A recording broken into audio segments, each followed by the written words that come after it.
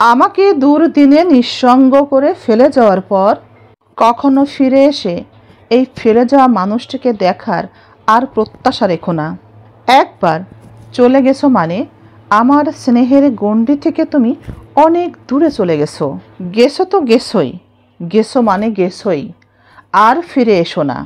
জীবনের রাস্তায় একা একা হেঁটে যাওয়া কোনো কঠিন কাজ নয়, কিন্তু কারো হাত ধরে অনেকটা পথ এগিয়ে যাওয়ার পর হাত ছেড়ে দিলে সেখান থেকে একা একা ফিরে আসা সত্যিই খুব কঠিন। লোভী, স্বার্থপর, আত্মকেন্দ্রিক সঙ্গী লোভে পড়েই সঙ্গিনীর হাত মাঝপথে ছেড়ে দিতে পারে, তাই সাবধান। খাবারে বিষ ঢেলে দিলে তার চিকিৎসা সম্ভব, কিন্তু কানে বিষ ঢেলে দিলে তার চিকিৎসা সম্ভব না। মানুষটা প্রতিনিয়ত তোমার অবহেলা সহ্য করেও তোমার পাশে থাকে, তো কী ভাবছো মানুষটা আসলে সস্তা? কখনো না, কখনোই না। না, মানুষটা আসলে তোমাকে হারাতে চায় না। স্ত্রীর উপদেশ শুনতে খারাপ লাগে? স্ত্রীর উপদেশ শুনতে খারাপ লাগবেই তো, কারণ স্ত্রী আপনার ভালো চায় যে। আশেপাশের সবাই তো আপনার ভালো চায় না, তাই আপনার সাথে সবসময় মিষ্টি মিষ্টি কথা বলে, আর সেই মিষ্টি কথার কারণেই আপনার মনে হয় তারাই আপনার অনেক বেশি আপন, কারণ তারা তো আপনাকে মিষ্টি মিষ্টি কথা বলে, স্ত্রীর মতো উপদেশ দেয় না। কিন্তু মনে রাখবেন, যে মুহূর্ত থেকে স্ত্রীর উপদেশ শুনতে আপনার খারাপ লাগবে, আপনি ধরেই নেবেন আপনার মস্তিষ্কে, আপনার অন্তরে শয়তান ইতিমধ্যে বাসা বেঁধেছে।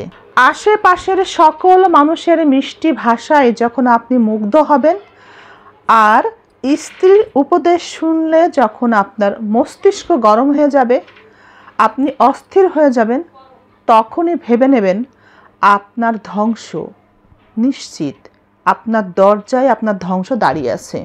স্ত্রীকে সময় দিতে ইচ্ছা করে না, স্ত্রীকে মূল্যহীন মনে হয়, তাই স্ত্রীকে অবহেলা করেন। আপনার অন্তর, আপনার মস্তিষ্ক শয়তান নিয়ন্ত্রণ করে ফেলেছে। আপনি হয়তো ভুলে গেছেন, পুরুষ মানুষের ভালোবাসা নিখুঁত হয়, খাঁটি হয়, তার ভিতরে কোনো অভিনয় রংচং থাকে না। যদি কোনো পুরুষ তার স্ত্রীকে সত্যিই ভালোবাসে, তবে তার স্ত্রীর সাথে সে কথা না বলে থাকতে পারে না। পুরুষের ভালোবাসা এতটাই স্বচ্ছ হয়, সে যদি দূরেও থাকে তবু সে তার স্ত্রীর সাথে যোগাযোগ রাখে। যদি কোনো স্বামী তার স্ত্রীর সাথে কথা না বলে, দূরে গিয়েও যদি সে যোগাযোগ না রাখে, তবে বুঝে নিতে হবে ওই স্বামী, ওই পুরুষ তার স্ত্রীকে ভালোবাসে না। আসলে এই পুরুষের ভালোবাসার সুতো অন্য লাটাই বাঁধা। মেয়েদের সুখ কখনো কপালে বা হাতে লেখা থাকে না। মেয়েদের সুখ লেখা থাকে স্বামীর সম্মান, স্বামীর মর্যাদা, স্বামীর যত্ন আর স্বামীর ভালোবাসায়। কিন্তু এই ছোট্ট কথাগুলো, ছোট্ট শব্দগুলো অনেক স্বামী গুরুত্ব দেয় না, অনেক স্বামী বোঝে না। স্বামী হন কিংবা স্ত্রী হন, দুজনের যে কোনো একজন বিপদে পড়ে দেখেন না, আপনার কাছে আপনার ভাই বোন, আত্মীয় স্বজন সবাই আপন মনে হচ্ছে। আপনার স্বামীর কাছে বন্ধু বান্ধব, কাছের লোক, প্রতিবেশী, দূরের মানুষ তার কাছে খুব আপন মনে হয়। সবাই আপনাদের সাথে মিষ্টি মিষ্টি কথা বলে, কিন্তু একবার বিপদে পড়ে দেখেন, বিপদে পড়েই দেখেন না, আশেপাশে কাউকে পাবেন না।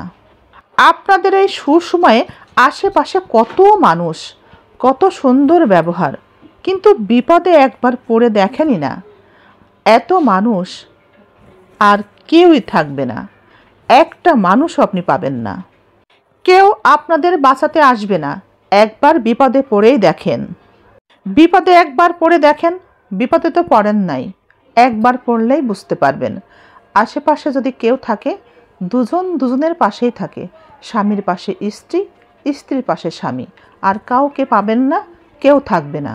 মা বলেন, বাপ বলেন, ভাই বোন তো দূরের কথা, দূরের মানুষ, কাছের মানুষ কেউই থাকবে না। তাই সবার দায়িত্ব পালন করবেন ঠিকই, কিন্তু সবটুকু দিয়ে না, নিজেকে সম্পূর্ণভাবে বিসর্জন দিয়ে না।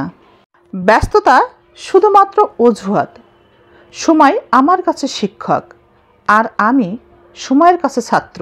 স্বার্থ যেখানে নিজের থাকে, ব্যস্ততা থেমে যায় পথের বাঁকে। পারলে স্বার্থ ছাড়াই কিছু করে দেখাও, তা না হলে এ জীবন হবে ব্যর্থ।